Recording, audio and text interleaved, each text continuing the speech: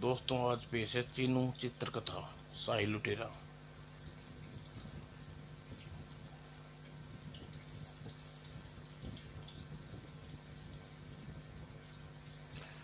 शुरू करते हैं दोस्तों। राजा चंद्रसेन चंद्रनगर का शासी न्यायप्रिय कुशल शासक थे, किंतु वे निसंतान थे। दिनों दिन उम्र बढ़ती जा रही थी, परंतु संतान का सुख की आशा न थी। एक दिन चिंता में उसका राजपाट कौन संभालेगा।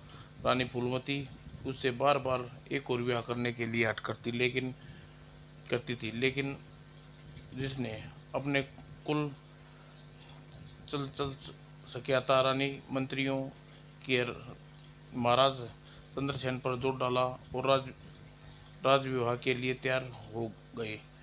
और महाराज युवा अत्यंत सुंदर नई रानी को ले आए। रानी का नाम इंद्र कांता था। वह इंद्र की अप्सरा जैसी सुंदर थी, अतः राज्य में महाराज उसके रूप में फंसकर पहली रानी को भूल गए और यदा कदा ही उसके पास जाते थे। संयोग से एक दिन छोटी रानी दासी को पता चला कि बड़ी रानी और छोटी रानी की तरह ही गर्भवती है। अतः तब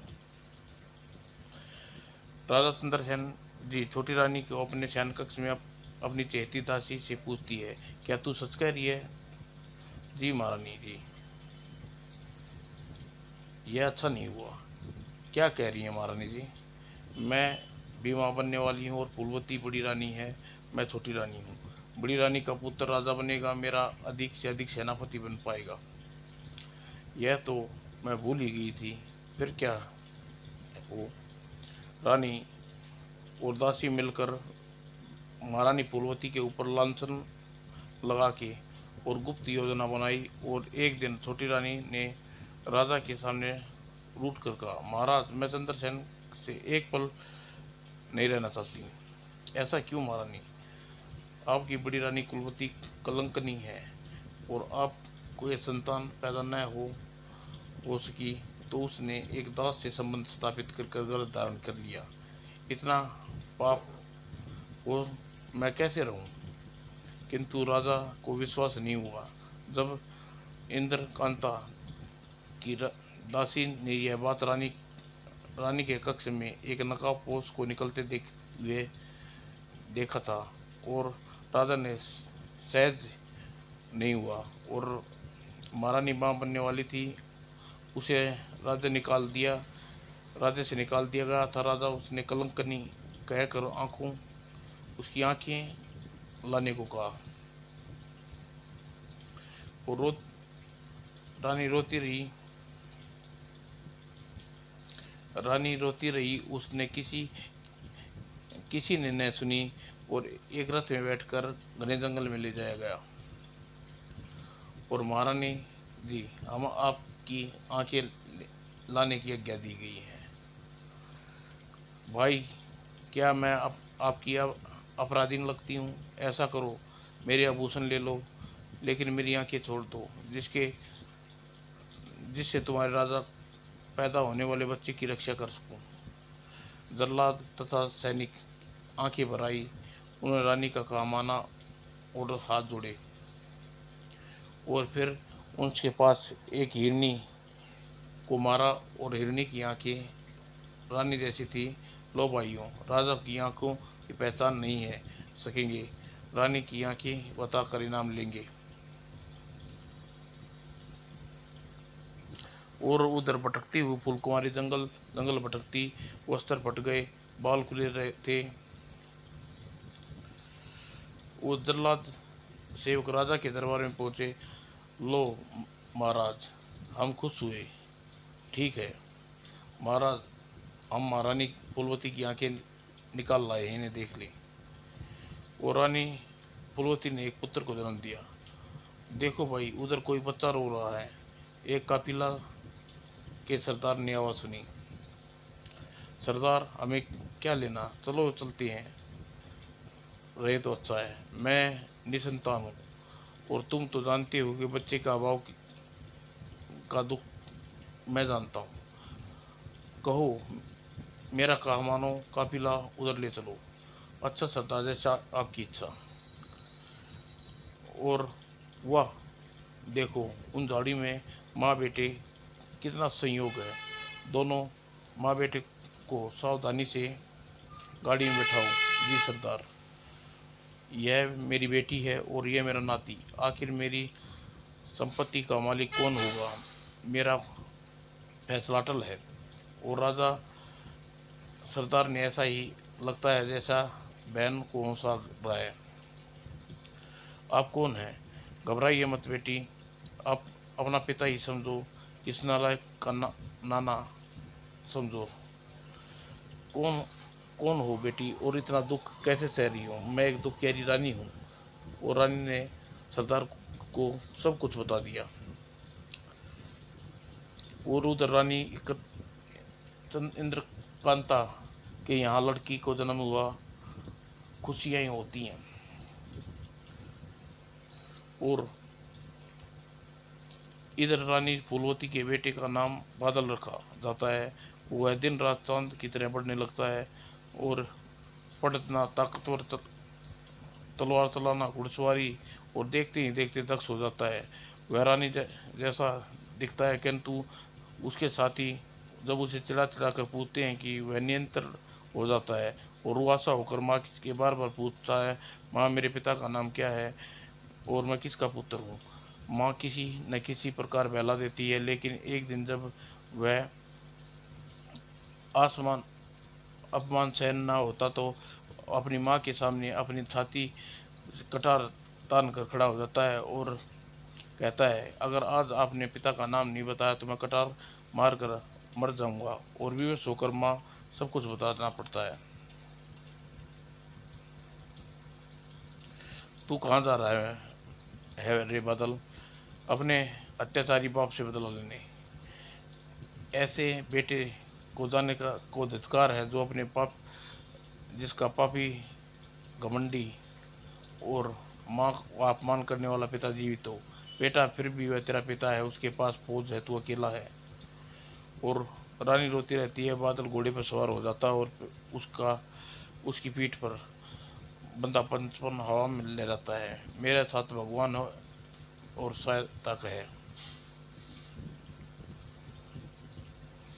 और एक सराय के बाहर घोड़ा रोकता है। आओ आओ मुसाफिर, कहाँ से आए हो और इस सराय में की बटियारन? यह पूछना जरूरी नहीं है मैं कौन हूँ। 80 रुपया लो और घोड़े को घास खिलाओ और मैं आराम करूँगा। यह खाने, यह सोने के लिए, और 80 रुपये लो। 80 रुपये लो, जाओ और 2 चर्बी घोड़े के पत्थर और चमचम पत्थर लेकर आओ। और कुछ देर बाद दोनों मटके में घोड़े घोड़े के लादे और लटकाए, नाक पर रुमाल बांधे घोड़े पर दौड़ा रहा था। मेरा बदला अब प्रारंभ होगा राजा चंद्रसेन। और चर्बी फैलाकर आग लगा देता है।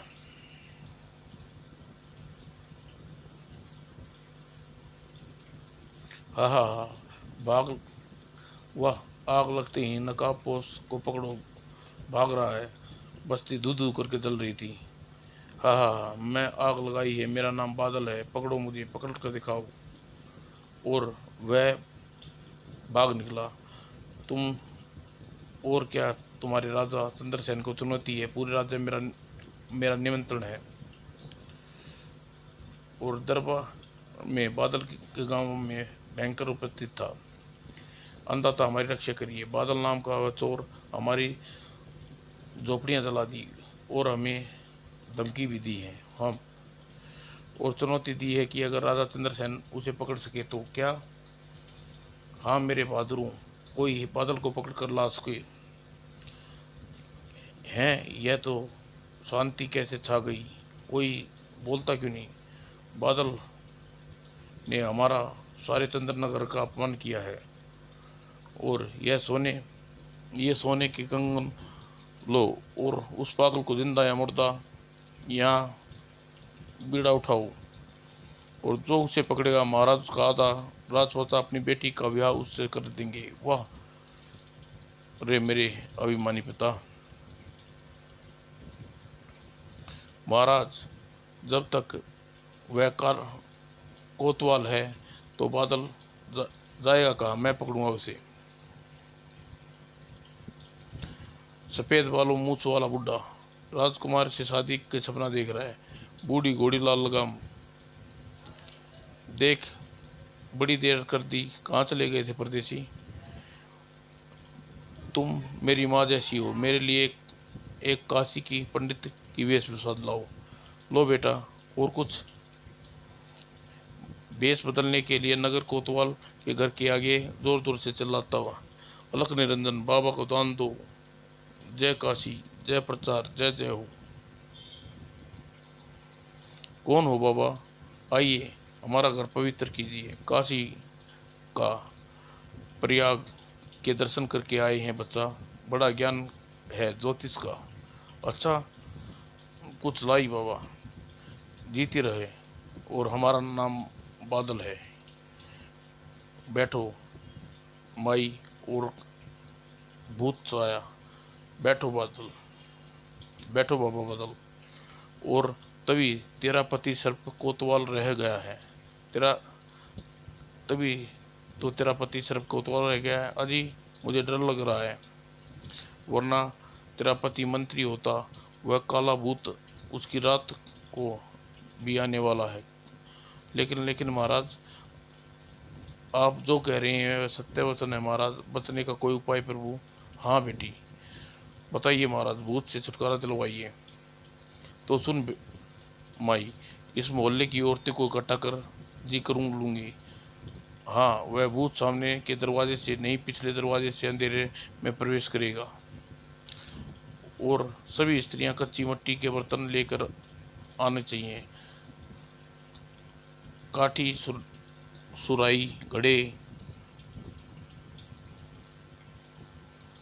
और वह कुंडी खड़खड़ाएगा। पूछ कौन? अरे बाप रे, मुझे तो डर लगता है भगवान। वह कहेगा कोतवाल। नहीं डरना। कुंडी खोलना, सारी स्त्रियां समेत बर्तन देख के मारना। हाय मर गई, काला भूत। बस कच्चे मट्टे के बर्तन से घायल हो जाए तो बस बाहर फेंक देना, तेरा दुख दूर हो जाएगा। अब हम चलेंगे। और भटियारिन के पास पहुंचा। अब मुझे एक नाई के समान दाढ़ी मूछ हजाम वाली पेंट को पक्के रंग से रंगना होगा। अजीब मुसाफिर है ये लड़का, अभी लाई बेटा। और कुछ देर बाद एक तालाब के किनारे पेड़ के नीचे नाई बना सामान सजाए बैठा था और चिल्ला रहा था, काले बाल करवा लो। कोतवाल दूर से आता दिखाई दिया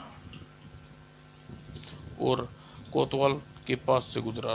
राजकुमारी तो कुल 15 साल की है, मेरे बाल सफ़ेद हैं, वह मुझे देखकर भड़क जाएगी। क्यों ना बाल काले करवा लूं? बाल काले करवा लो। काले? क्या तुम सच में काले बाल करते हो नाई भाई? हाँ, शहर के कोतवाल झूठ बोलने की फांसी की सजा दिला सकते हो। ठीक है, ठीक है, ठीक है। अब तब तू मेरे बाल भी काट दे और खूबसूरत बना दे। आप बैठिए तो सही जनाब, देखिए मेरा कमाल। अरे मुझे गंजा कर रहे हो? तभी तो नए काले बाल आएंगे, फिक्र न करो। बस दवा लगानी बाकी है। कमाल हो गया सच में। और बादल ने चेहरे पर, सिर पर काला रंग पोत दिया और पीले रंग की बो और तिलक लगा दिया। कोतवाल अब बिल्कुल भयानक लगने लगा। हजूर, दवा लगाई है, बस कपड़े उतार कर तालाब में घुस जाइए। और क्या स्नान भी करना होगा? बस एक डुबकी लगानी है, बाल काले शुरू। वाह मेरे काले बाल राजकुमारी, अभी लो डुबकी। और कोतवाल ने लंगोट पहनकर तालाब में डुबकी घुस गया। मर्द, मारो डुबकी मारो। और इधर डुबकी मारता हुआ कपड़े लेकर बादल मानो भाग गया। घोड़े भी उस एड लगाई और एड लगा देता है।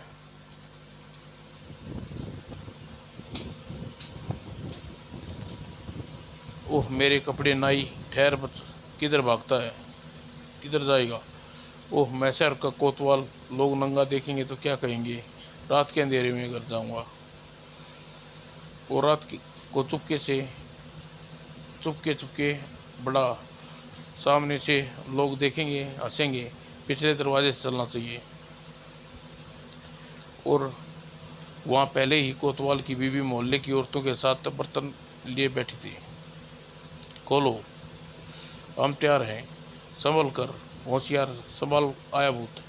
वो दरवाज़ा खोलो रानी, खोलो। मैं कोतवाल ठुठुर रहा हूँ। कौन? मैं दरवाज़ा खोल रही हूँ। काला भूत है, महारानी, महाराज सब कहा था। और मारो मारो तड़ाक, आह बाप रे, ओह बेचारा, कि कोई नहीं सुनता, तड़ाक तड़ाक।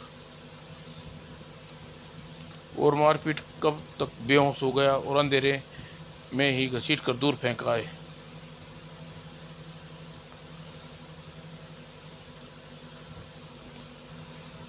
अरे यह अपने कोतवाल जी हैं, यह तो घायल पड़े हैं, कुछ करना चाहिए। पता नहीं किसने यह दुर्गति बनाई है। लहूलुहान, ओह अफसोस, राजा को खबर करो। क्या हुआ नगर कोतवाल?